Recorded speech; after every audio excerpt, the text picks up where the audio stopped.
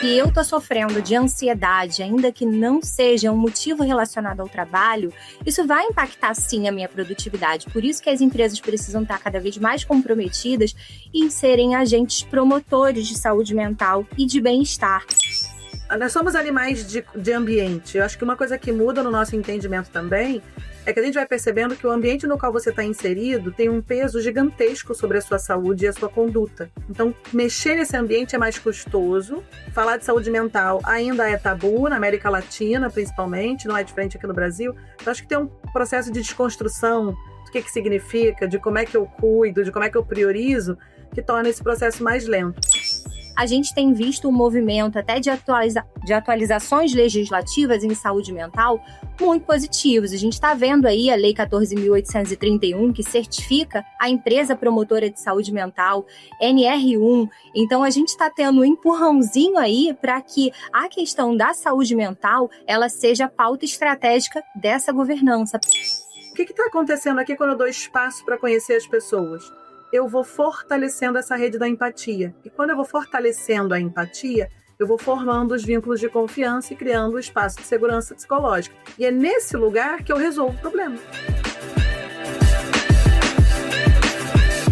Fala pessoal, eu sou o Yuri Campos e hoje a gente vai falar sobre saúde mental no trabalho, cultura organizacional e a atualização da NR1, cuja redação, a partir de maio, passa a prever a gestão de riscos psicossociais por parte das empresas brasileiras. Ou seja, fatores ligados à pressão contínua, à sobrecarga, ao assédio, à insegurança e o esgotamento no ambiente de trabalho.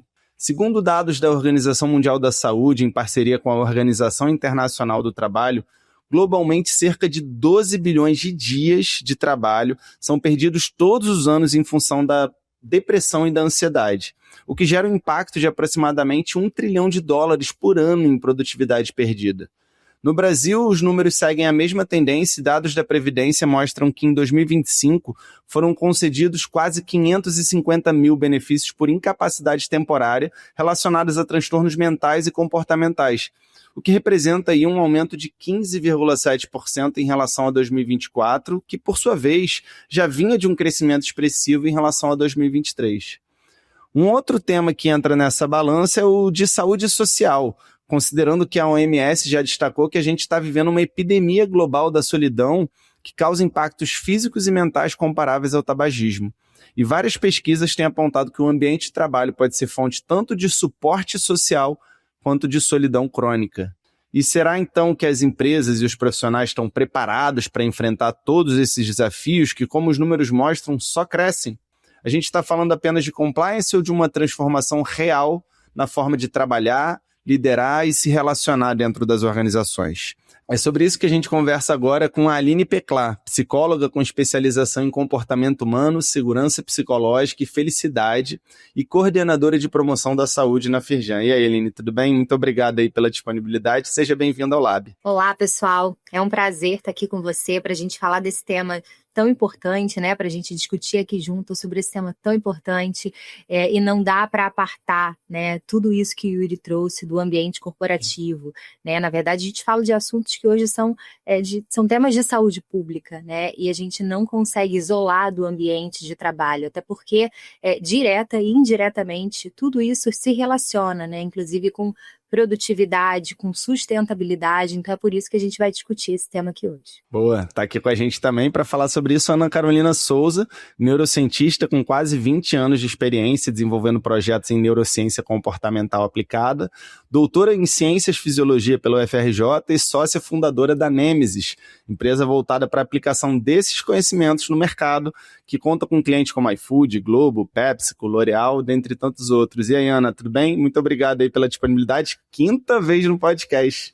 Prazer te receber. E aí, Yuri, tudo bom? Prazer estar aqui de volta. Prazer muito grande que eu possa continuar voltando e compartilhando aí a minha visão de mundo, o meu conhecimento, a minha experiência com todos os ouvintes aqui do podcast. E agora com a Aline, um prazer, né? Essa troca, endossando tudo que ela falou, né, gente? Não tem, eu brinco, né? Não tem porta da, né? Deixa pra porta da fora. Não tem, de porta pra fora não tem. Ou tá tudo junto, ou a gente está bem ou não está, inclusive na relação com o trabalho. Então, acho que saúde mental é um eixo do meu trabalho, é um eixo da minha formação acadêmica importante, e quanto mais a gente puder falar do assunto, melhor. Boa, quinta vez e sempre um sucesso, né? Então, não tenho dúvida que dessa vez não vai ser diferente. Seguimos a torcida para ser assim. É isso. E aí, você sabe, Ana, a gente estava até falando em off, né? A ideia inicial desse podcast era falar mais sobre a NR1, né? Que está com essa atualização. A Aline vai explicar isso melhor.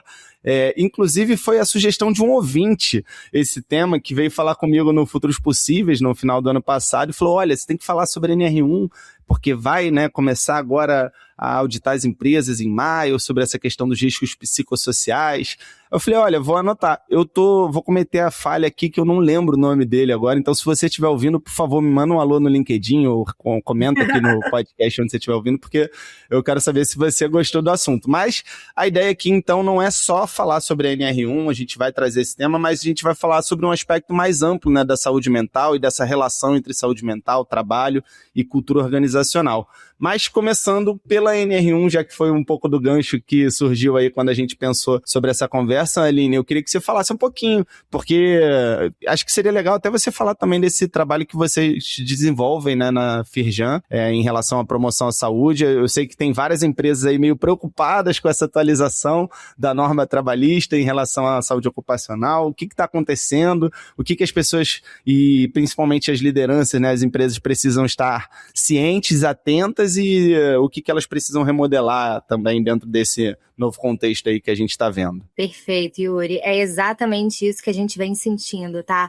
Desde o ano passado, as empresas já estavam ali fervorosas, né? Preocupadas. Então, agora que virou 2026, que a gente já está aí em fevereiro, maio já está batendo na porta, as empresas estão cada vez mais preocupadas, né? E agora é tudo novo, e na verdade não é tão novo assim, né? Na verdade, a gente vê, né, que a NR1, ela encaixa os riscos psicossociais, né? Ela aparece aí como parte dos fatores ergonômicos. A NR1, ela passa a dizer explicitamente que o PGR ele precisa abranger os riscos de agentes físicos, químicos, biológicos, acidentes e os riscos relacionados aos fatores ergonômicos, incluindo os fatores de risco psicossociais relacionados ao trabalho. Então, não tem tanta novidade nesse tema, até porque a NR17 ela já previa tudo isso há bastante tempo, né? E aí, fazendo uma tradução prática, para fins aí de NR1, o psicossocial ele entra nesse bloco de ergonomia e não como um tipo separado ou fora dela, né? Então, a NR1, ela orienta, né, de forma muito direta a olhar as condições de trabalho pela NR17, com o olhar da ergonomia.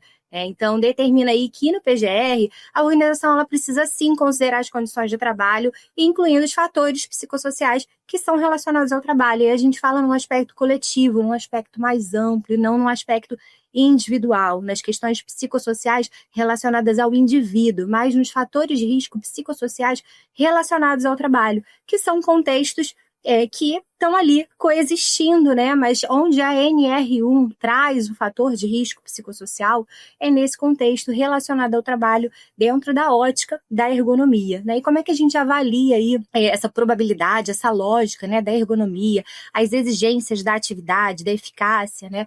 Na regra, né, a NR1 ela define que para os fatores ergonômicos, incluindo esses fatores psicossociais, a avaliação ela precisa considerar as exigências da atividade do trabalho e a eficácia das medidas de prevenção, né? Então, a gente percebe aí que até o guia do Ministério do Trabalho, né, ele enfatiza que o espírito disso não é avaliar os sintomas individuais, e sim as condições de trabalho e os estressores no trabalho. Você acha, até depois puxando aí para a Ana, né, mas primeiro eu queria que você falasse sim, porque na introdução eu trouxe alguns números que são críticos, né, em relação à saúde mental. Eu acho que tem uma conexão direta com a questão psicossocial. Você acha que está se movimentando também por conta desses números que só crescem de ansiedade, depressão, burnout? Tem uma relação direta? Com certeza, até porque, como a Ana brincou, né, no início aqui da nossa conversa, já ficou no passado, né, essa dicotomia de vida pessoal e vida profissional, né? A gente tem uma vida só, eu sou uma pessoa integral.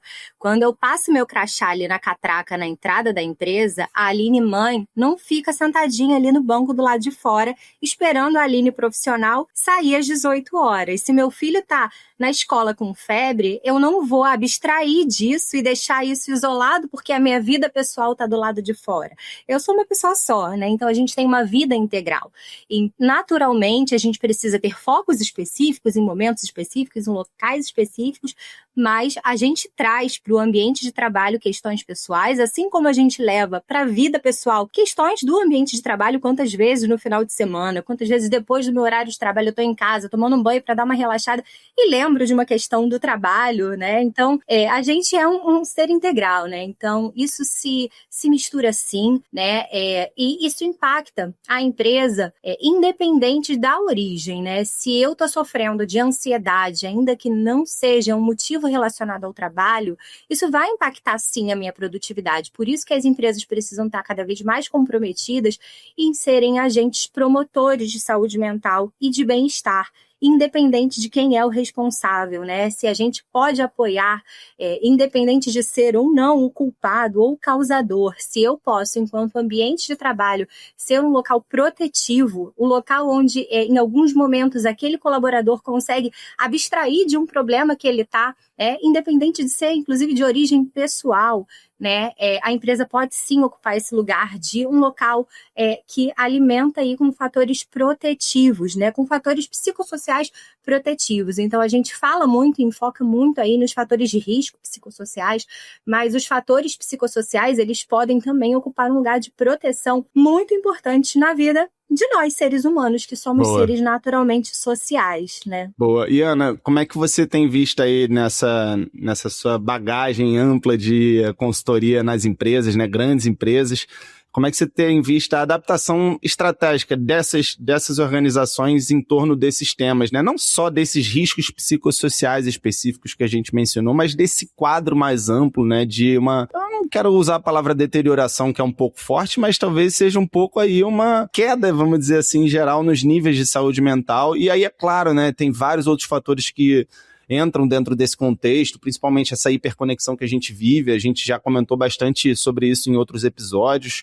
mas como é que você vê aí essa adaptação? Como que as empresas estão encarando esse quadro aí de aumento de ansiedade, aumento de depressão, aumento de burnout e aumento muito também no número de licenças, né, como o dado da Previdência que eu trouxe? Eu acho que a minha sensação é de que é lento, vou dizer assim, né? Talvez seja a melhor palavra que eu tenha para representar. Então, como alguém que entende ou estuda ou acompanha, né? Estresse para mim é parte do que você deveria olhar sempre, né? E a gente não está olhando o suficiente, ou talvez tenha demorado muito para isso entrar na conta. A Aline falou muito bem, isso não é uma novidade, os fatores psicossociais. Eles já estavam como recomendação, como orientação. O que muda é que agora você passa a ter uma cobrança mais rígida. Então, para algo que já está sendo debatido há tanto tempo, que já é conhecido, que já tem instrumento há tanto tempo, eu particularmente sempre tive a expectativa de que seria algo que a gente tivesse mais investimento, vou colocar assim.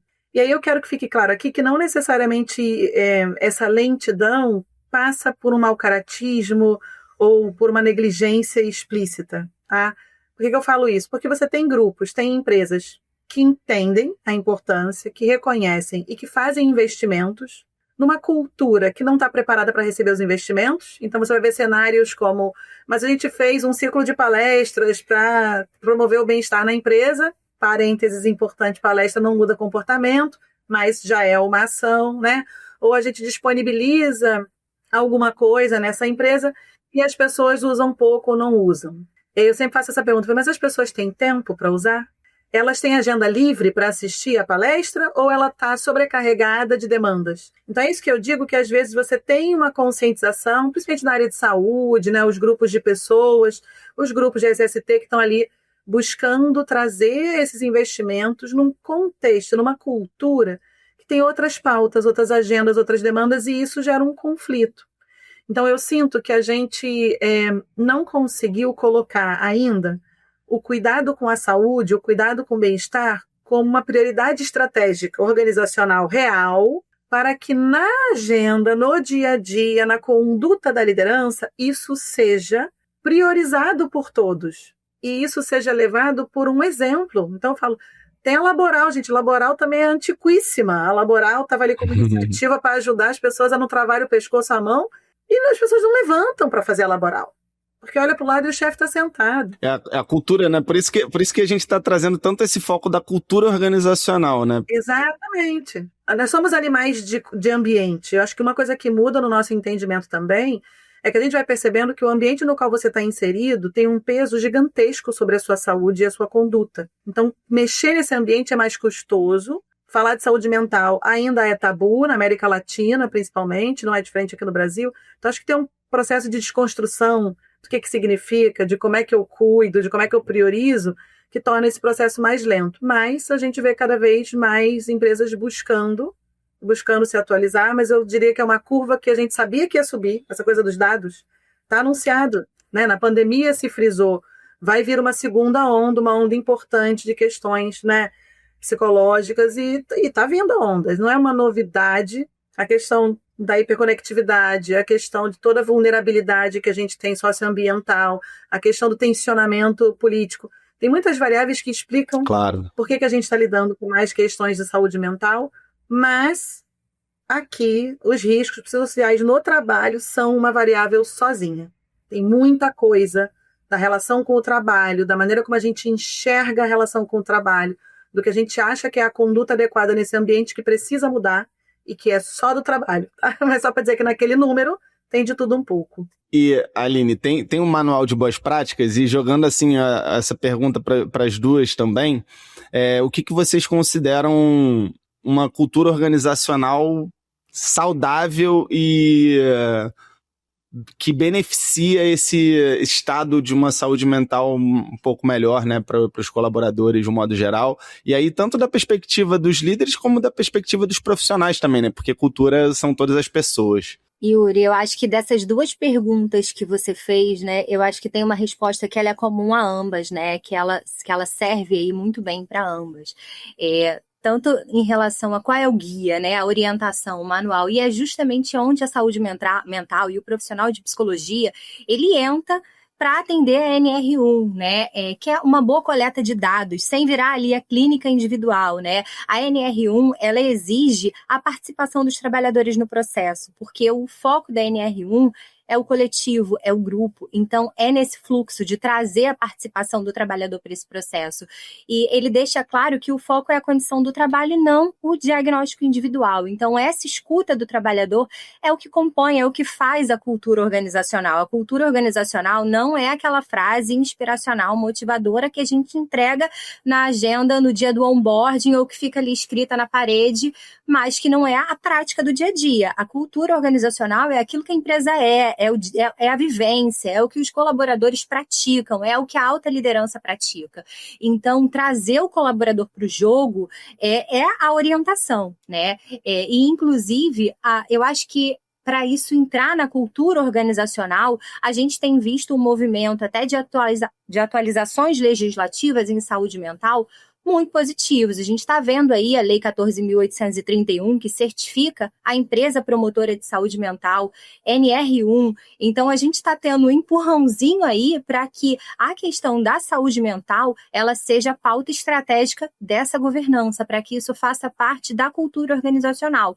E é só assim que a gente vai conseguir resultados sustentáveis, porque se eu trago ali uma ação isolada, eu fiz uma palestra, então eu consigo dar a evidência ali, né, que eu cumpri o requisito. Isso não é sustentável, é uma ação isolada e que não vai ser frutífera, né?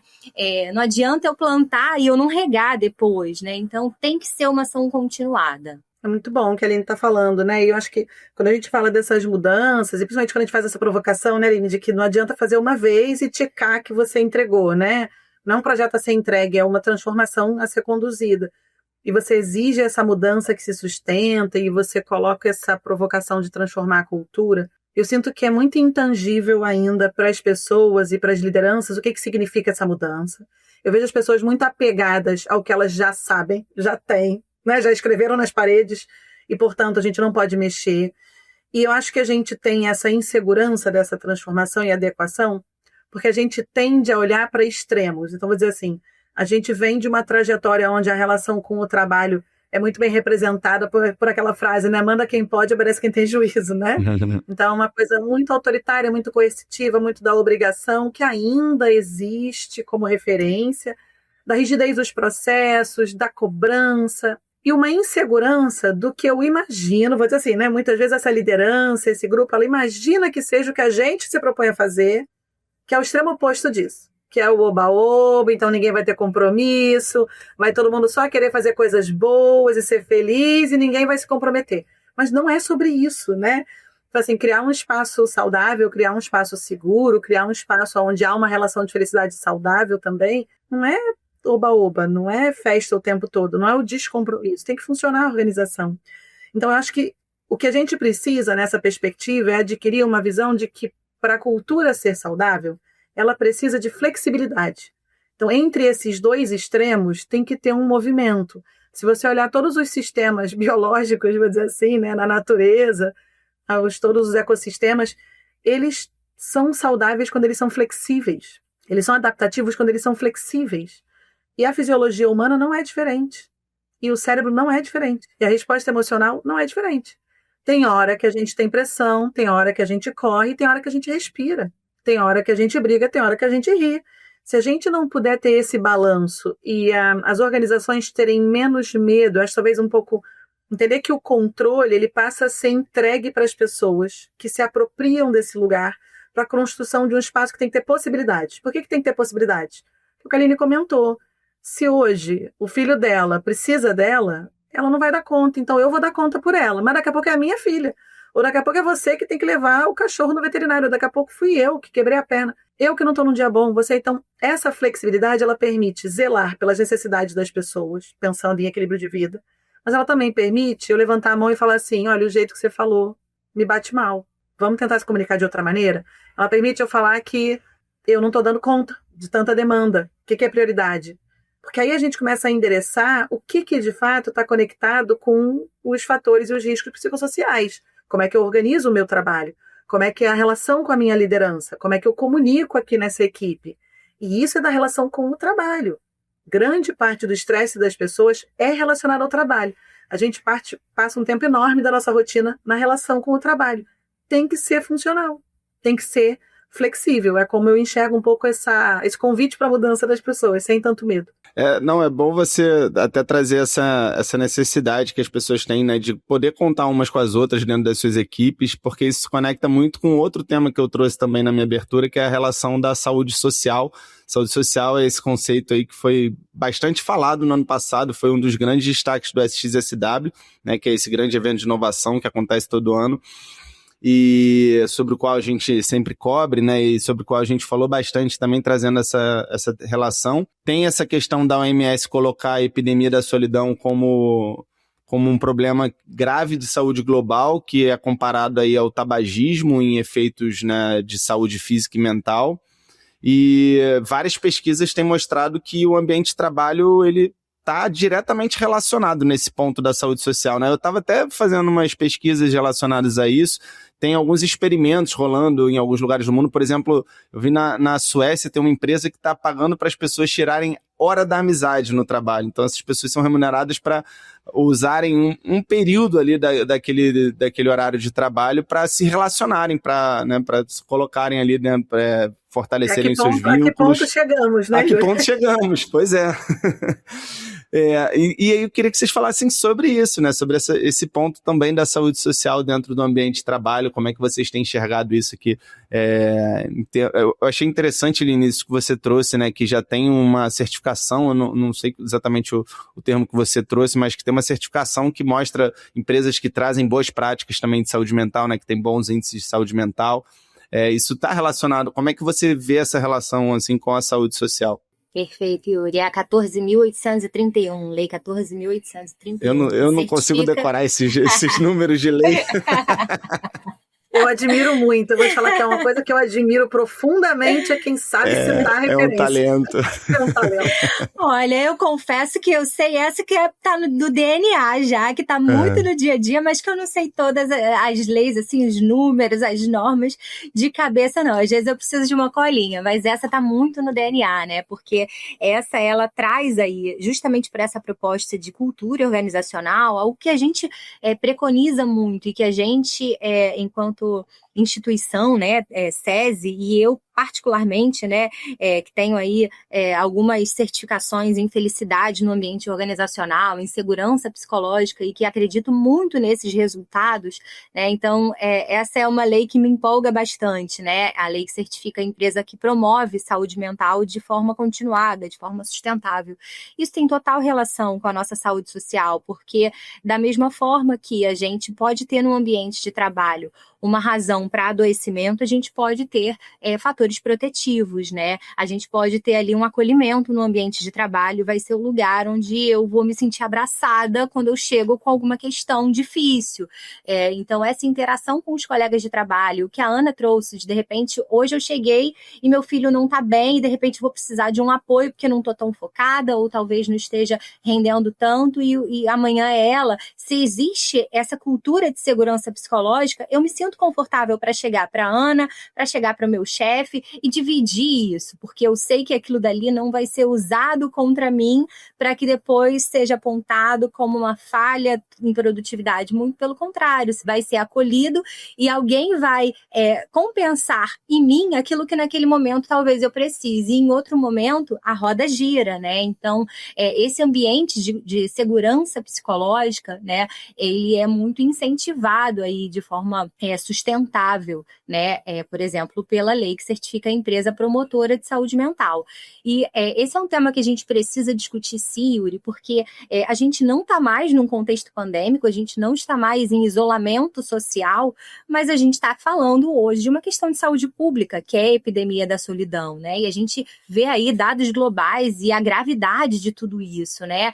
A gente tem aí estudos recentes da OMS apontando que 1 em cada 6 pessoas no mundo vivenciam solidão, e isso causa impacto fisiológico, né? A primeira palestra aí da Ana que eu assisti, ela trouxe isso num slide, mostrando que exclusão social é igual a risco de vida. E aí eu vou pedir para você contar um pouquinho aqui para todo mundo, Ana, já que eu tive esse privilégio de aprender com você, acho que vai ser um prazer aí para quem está ouvindo a gente escutar você falar sobre isso também. Posso só pedir, Ana, desculpa, só queria, Aline, rapidinho, assim, define segurança psicológica. Segurança psicológica. Eu vou fazer a definição literária, tá, da Amy Edmondson, que foi uma das grandes precursoras aí desse tema. A segurança psicológica, ela é a crença compartilhada pela equipe de que aquela equipe é um ambiente seguro para a gente correr riscos interpessoais. Então, eu não posso me sentir segura se o meu colega que está ali todos os dias do meu lado tem medo de falar, porque ele acha que vai ser demitido ou porque vai ser penalizado. Então, não é uma crença individual. A segurança psicológica necessariamente é uma crença compartilhada por aquele time, de que naquele time existe um ambiente favorável para a gente tomar aí riscos interpessoais. E quais são exemplos aí de riscos interpessoais? Às vezes, usar a sua própria voz, né? O lugar de fala, às vezes, é um risco interpessoal. O silêncio, às vezes, sai muito mais barato do que a fala, do que a exposição, do que discordar do chefe, do que discordar de um posicionamento numa reunião. Então, a segurança psicológica, ela oferece, sim, né, riscos interpessoais, mas ela também está diretamente ligada à inovação, à novidade, né, aquilo que a gente faz de extraordinário, daquilo que a gente não está no ambiente controlado, porque se eu fizer mais do mesmo, é tudo rotina. Eu já sei o que fazer, como fazer, aonde meu papel termina e o do outro começa, e o resultado vai sair exatamente como esperado. Mas a gente não tem ambiente de inovação, a gente não tem nada extraordinário, né? Então, a segurança psicológica, ele é um ingrediente aí indispensável, se eu falar em alta performance e inovação. Boa, excelente definição. Obrigado. Vai lá, Ana. Isso. Perfeita, eu amo, né? Eu amo o fato dos encontros se sustentarem no tempo, né? Que a Aline assistiu a palestra, a gente se encontrou e estamos aqui de novo juntas, né? Acho realmente um privilégio porque eu sou essa pessoa do social. Depois eu até lembrei do livro que eu vou trazer, se eu não trouxe como dica, vai ficar aqui no final. Mas por que é importante a gente reconhecer, né? Quando a gente faz essa separação da saúde social, para mim é até difícil fazer a separação, porque para mim é uma questão emocional também. A gente fala que nós somos animais sociais, a gente ouve falar isso, eu acho que é difícil tangibilizar o que significa isso. Mas, por exemplo, o fato de você levar uma pessoa próxima, melhor amigo, melhor amiga, alguém da sua família, para te ajudar numa preparação de uma situação estressante é suficiente para anular a resposta hormonal ao estresse durante aquela situação. Então, se você tem uma entrevista de emprego e você pede para alguém próximo a você te ajudar nessa preparação, que preparação de amigo, tá, gente? Fala assim, não, vamos lá, ninguém é melhor que você, tá garantido, vai lá e brilha. Esse tipo de preparação, tá bom? Isso anula a resposta do cortisol, que tá super em voga, inclusive, esse hormônio por conta do estresse. Isso é a importância que a gente vê. Se você tem suporte social em modelos animais, com ratinhos, você vê que a ferida, o machucado na pele desses animais que são animais sociais também, próximos de alguém do próprio grupo, ou isolados, os que têm suporte social estão próximos de outros ratinhos amigos, cicatriza mais rápido. Então, o que a gente vai entender é que, literalmente, tem algo que acontece quando nós estamos num ambiente de segurança e nós sentimos pertencendo a esse grupo, fazemos parte do grupo, que muda a sua resposta hormonal, que muda o sistema imunológico, que muda a maneira como você percebe dor. Então, quando a gente fala que a questão da saúde social é relevante, ela é física, ela não é subjetiva, ela é concreta. E aí são os estudos que vão trazendo isso para humanos de forma mais forte, do que você, por exemplo, se recupera mais rápido de uma gripe, se você tem bons vínculos sociais, você vive mais e melhor, se você tem uma boa qualidade de vínculos sociais. Tem que ter 1 milhão de amigos? Não, não tem que ter 1 milhão de amigos. Tem que ter alguns, poucos, bons amigos.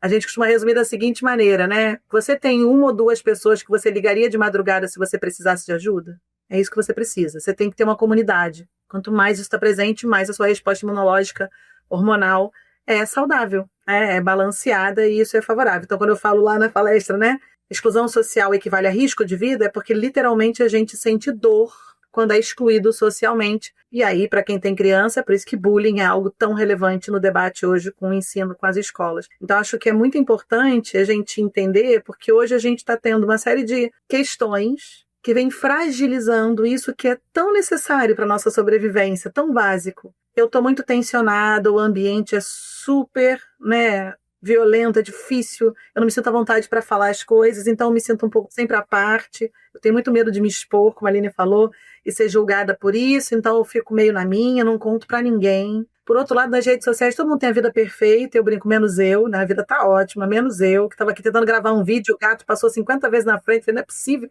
como é que as pessoas vivem disso, né? Menos eu, então já me sinto sozinha aqui também. Quanto menos eu interajo com pessoas, mais difícil é interagir com pessoas. Quanto mais romantizada é a relação, mais difícil é lidar com a realidade. Eu vou perdendo a empatia, que é outra variável. Estudos mostrando que a capacidade de empatia vem diminuindo. A gente preferindo conversar com um sistema automático de linguagem qualquer, que fala aquilo que eu quero ouvir, do que lidar com a sua mãe dando os conselhos que você não quer ouvir. Isso tudo vai prejudicar, e toda essa crise da confiança vai prejudicar a nossa capacidade de formar vínculos, de construir e viver em comunidade. E isso é muito nocivo para a gente também, provavelmente uma das variáveis que traz vulnerabilidade no cenário que a gente tem hoje, para as questões de saúde mental. Para quem assistiu aquele documentário sobre longevidade, né, das Blue Zones na Netflix, que tá super... ficou bastante popular ali na época do lançamento, e todos esses estudos também que referenciam a longevidade sempre colocam a questão da comunidade como um pilar central, né, para esses centenários que têm uma vida não só longa, mas que é uma vida ativa também, uma vida funcional, né? Exatamente. Mas aí, uma pergunta aqui, uma provocação para as duas também, você precisa ter comunidade no ambiente de trabalho também? E aí eu queria, além dessa pergunta, eu queria também entrar em recortes, porque a gente tem o trabalho presencial, tem o trabalho remoto, o híbrido, né, dá para contar aí como um presencial também, e também tem recortes geracionais, né? Tem muitas pesquisas aí mostrando que a geração Z também tem sido muito impactada por essa questão da solidão. Inclusive, você falou, Ana, sobre a questão da empatia, e tem muitas pesquisas mostrando também que essas novas gerações, Sim. elas têm dificuldades sociais, né, de habilidades sociais muito grandes dentro do ambiente de trabalho, e aí, sem dúvida nenhuma, muito por conta de um atravessamento enorme que elas têm relacionado à tecnologia e redes sociais, né? A gente sabe todos os efeitos colaterais que as redes sociais têm nesse desenvolvimento cognitivo, nesse desenvolvimento das habilidades sociais, né? De empatia, de comunicação, enfim. Então, eu queria que você falasse sobre isso, assim, que vocês duas falassem sobre isso. Essa provocação, precisa ter uma comunidade no trabalho? Como é que faz isso? Como é que as lideranças podem estimular isso? E depois entrar um pouquinho nesses recortes que eu mencionei. Vou deixar a Aline começar, mas tem uma pergunta, né, Aline, das pesquisas que fala assim, tem um melhor amigo no trabalho, não tem? É exatamente isso, assim. É muito legal essa tua provocação, Yuri. Eu acho que isso é até muito cultural, mas aqui no Brasil, a nossa cultura, o nosso jeito de ser e de se relacionar, né, é de muita proximidade, né? Lá fora, em outros países, né? Muitas vezes você não sabe nem se o teu colega que senta ali do teu lado, ele é casado, ele é solteiro, ele tem filho, ele não tem. Aqui no Brasil, por isso que a gente Suécia precisa da hora da amizade. Né? É isso. Aqui a gente já tem uma cultura, né, muito mais relacional, né? Então acho que isso já é favorecido pela nossa cultura, pelo nosso jeito de ser mesmo. Mas muita gente fala, né, que eu tô no trabalho para fazer o meu trabalho, não para fazer amigos. Mas que bom se a gente puder ter uma boa relação com quem a gente trabalha. Tem uma frase aí que eu escuto com muita frequência até, né, que o exercício da liderança é muito solitário. E eu fico muito feliz em discordar disso. E eu não me sinto solitária nesse papel. Eu já tive equipes aí de mais de 50 pessoas e em nenhum momento eu fui almoçar sozinha porque eu estava me sentindo isolada, porque eu estava me sentindo solitária, né?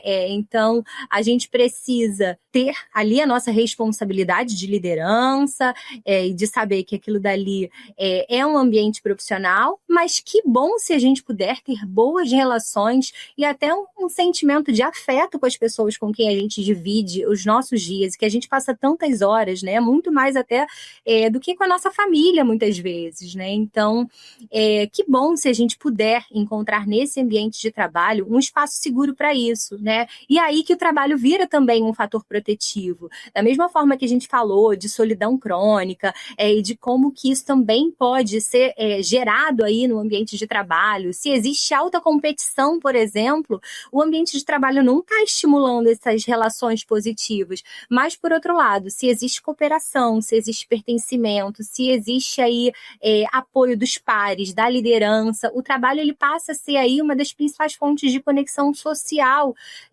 do nosso dia a dia, do cotidiano mesmo, né? Então, é muito bom quando a gente pode encontrar no trabalho, nos colegas de trabalho, esse elo, né? E eu acho que a rotina, o dia a dia, passa até de forma mais leve, e digo mais, acho que a gente consegue ser mais produtivo dessa forma, porque a gente está engajado com o que a gente faz, e não só por quanto a gente faz, porque é muito triste quando só os boletos motivacionais me prendem no local que eu trabalho, né? Só os boletos que eu recebo todo mês ali com o meu nome que me prendem ao lugar que eu trabalho, porque a maior fonte de retenção é o salário, né? É muito triste quando isso acontece. Que bom quando a gente consegue trabalhar num local que a gente tem um vínculo, um propósito, que a gente sente identificação e que a gente consegue trabalhar com pessoas que compartilham desse mesmo sentimento, né? Então, é obrigatório? Acho que não é obrigatório, mas que bom se a gente também puder experimentar esse sentimento de parceria,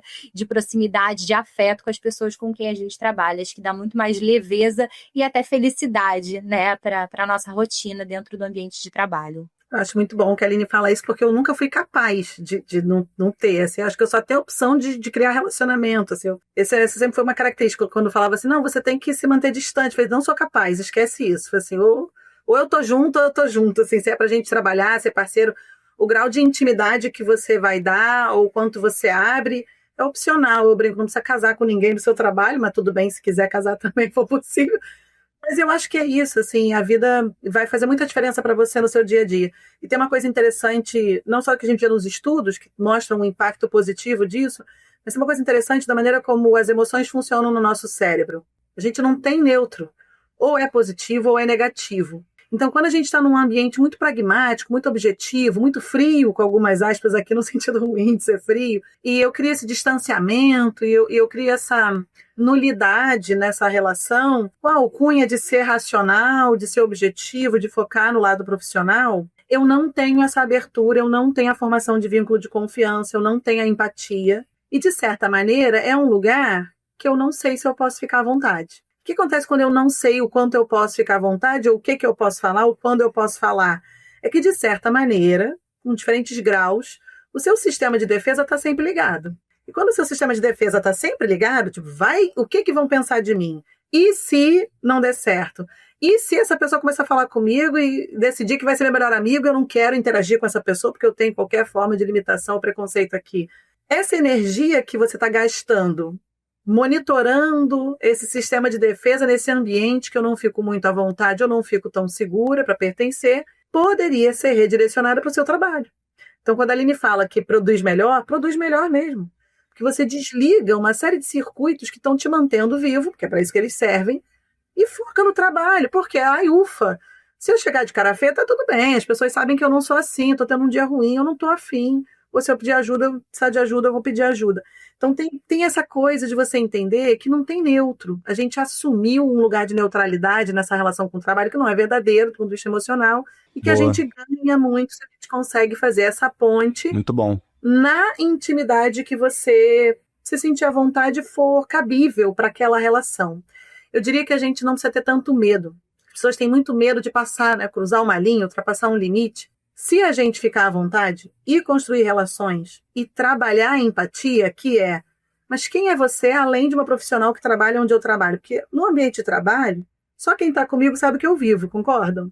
Agora, se além de saber o que a gente vive, estamos aqui no mesmo grupo, a gente se reconhece como mães, a gente se reconhece como pessoas que gostam de carnaval, a gente se reconhece como pessoas que, olha, a gente tem mais em comum. O que está acontecendo aqui quando eu dou espaço para conhecer as pessoas?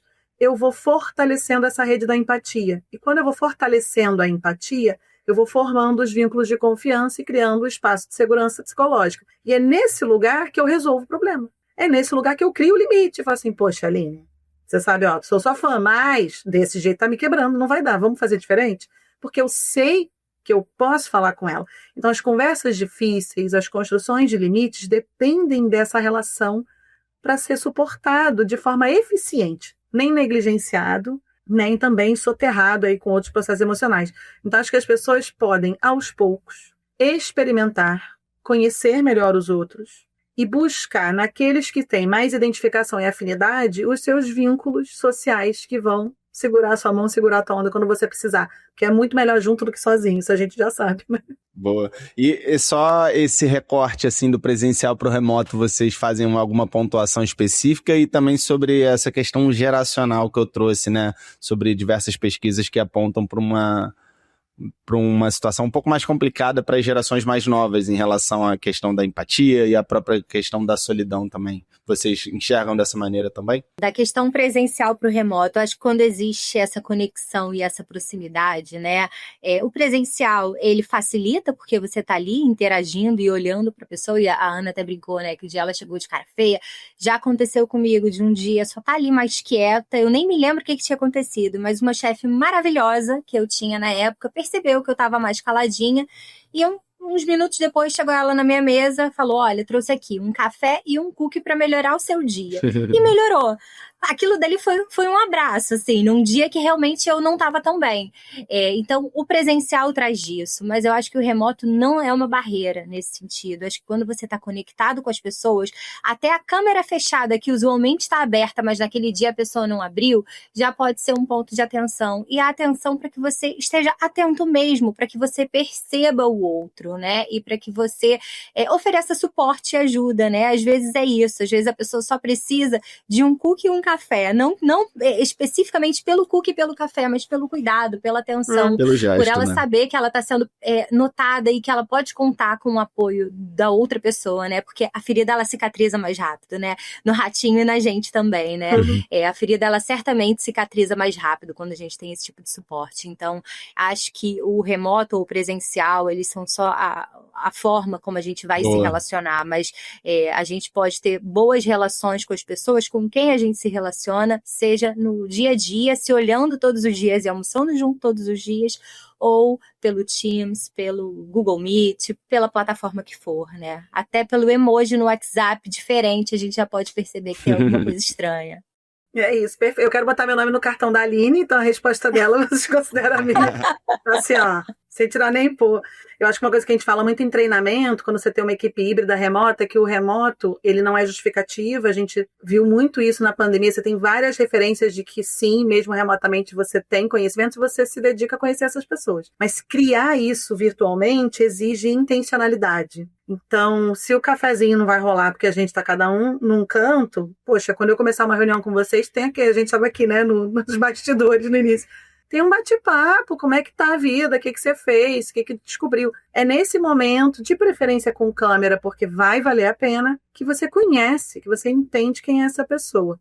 E eu acho que nas questões geracionais, eu tenho várias questões com os aspectos geracionais, eles são super importantes para entender padrões, para entender tendência, eu consumo esse tipo de referência, mas eu tenho muito medo de a gente criar selo nas pessoas. Tá claro que a gente entende que tem uma mudança comportamental, mas quando eu entro nas organizações e eu já tenho assim, porque a nova geração, porque não tem como, porque não são engajados. E aí eu brinco, mas por que não é engajado? Não, porque trabalha o dia inteiro de pijama. Eu falei, mas entrega o trabalho? O problema é o trabalho ou trabalhar de pijama? Qual que é o lance? O que é, né? Então, tem muitos choques. É a primeira vez que a gente trabalha com tantas gerações diferentes no mesmo espaço. E eu acho que falta predisposição para conhecer aquilo que é diferente de mim. E se você já traz muitas tags, muitas etiquetinhas, vai ficar mais difícil. Boa. Mas, se a gente pudesse, não seria interessantíssimo que a perspectiva da realidade de alguém que tem 20 anos se cruzasse com a de alguém que tem 60 e a gente entendesse qual é, né? E aí?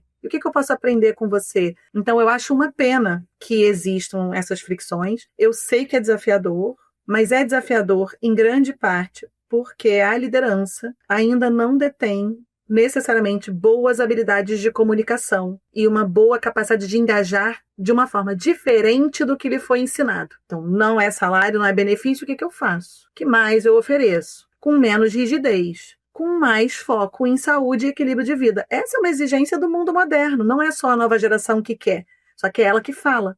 Então, a gente precisa se abrir um pouco para aquilo que é diferente do que eu trago de referência para criar um meio do caminho. No embate, a gente não sai. Então, eu vejo ainda pouco espaço e reforço que as empresas precisam trabalhar a troca entre esses grupos. Tem que facilitar, tem que mediar, tem que botar o povo conversando. Tudo bem que uma pessoa X de uma geração Z fala muito bem por mensagem, mas não olha na tua cara no corredor, que esses são casos reais, né? Tudo bem, então essa pessoa é assim, então vou me comunicar com ela por mensagem e vou entender que ela é mais introspectiva, vou entender que ela prefere dessa forma dentro do que é possível para garantir a nossa produtividade, mas que eu posso fazer. Então, eu acho que a gente tem que ser menos resistente ao novo, para que se acomode tudo isso. Tá? Vamos para nossa dica de ouro. E aí, Aline, Ana, eu queria agradecer demais, o papo passou rápido aqui, adorei a conversa, queria pedir as considerações finais de vocês e uma dica de conteúdo, alguma coisa que vocês estejam lendo, vendo ou ouvindo para compartilhar com a audiência. Pode ser sobre esse tema, mas pode ser sobre um tema mais amplo relacionado a negócio, inovação, empreendedorismo, etc. Muito bom. Eu vou começar então, para dar a Aline pensar também nas dicas, mas eu fico sempre na dúvida agora se eu falei, se eu não falei. Você já tinha pronta, né? Já tinha separado a dica. Eu já tô sagaz. Da primeira vez eu fiquei meio assim, de surpresa. Mas tem um livro, eu acho que eu já passei esse, então vou passar 2. Chama Uma Boa Vida, do Robert Waldinger. Ele é a referência, na verdade, do estudo adulto de Harvard, que foi o estudo que mostrou que a qualidade das nossas relações era capaz de predizer, né, na vida adulta, aí 40 anos, 50 anos, predizer uma vida mais longeva e mais saudável. Então, Uma Boa Vida, é um livro da Sextante, vale muito a pena, porque resume o estudo e traz uma série de insights daquilo que a gente falou. Mas se eu estiver sendo repetitivo, e perdoem um cérebro de 45 anos, da mãe, né, a dona do gato, tem um segundo livro que eu li mais recente, que chama Esperança para Céticos, que é um livro do Jamil Zaki. Ele também é um neurocientista, mas que estuda emoções sociais, e ele vai falar sobre o que no mundo de hoje está corroendo a nossa capacidade de confiar nas pessoas, está gerando um efeito de cinismo. São processos estruturais amplos que estão acontecendo no nosso dia a dia, conosco, na relação com o trabalho, e que eu acho que quanto mais a gente souber, melhor. Então essa fica aqui como minha dica, e vou já para fechar a minha fala, convidar todo mundo para me acompanhar. Agora eu tenho um canal no Instagram, um perfil no Instagram, canal é puxado, é muito forte, mas um perfil no Instagram que eu estou tentando trazer mais do dia a dia das dicas. Então, como já vim aqui várias vezes, quem quiser também acompanhar por lá o papo, é @AnaSouzaNeuro, e a gente continua sempre as trocas sobre esse conhecimento, sobre as dicas, sobre os livros, sobre os podcasts. Vão aprendendo mais, mas é isso, que a gente possa ter um olhar mais gentil para o comportamento humano e dar espaço para a saúde acontecer, porque se a gente usar direitinho vai dar tudo certo. Foi um prazer, obrigada pelo convite. Lembrando que esses links todos vão estar num link aqui na sinopse do episódio, né? O link do Instagram da Ana, os livros que ela mencionou. Aliás, um abraço para a galera da Editora Sextante aí, que são super parceiros nossos, e que eu sei que você também tá desenvolvendo um trabalho super legal com eles, né? De divulgar aí esses livros. Fiquei 1 ano, fechei agora, daqui a pouco eu volto. Daqui a pouco eu volto com os livros. Bacana. Aline. Eu quero dar 2 dicas também. Um é um videozinho e o outro é um livro sobre segurança psicológica, né? Que eu sou uma grande entusiasta. O vídeo chama Worlds Apart, é um vídeo da Heineken, é um vídeo super curtinho do YouTube, e ele fala de muitas coisas que nós conversamos aqui, de como as interações sociais influenciam muito diretamente no resultado.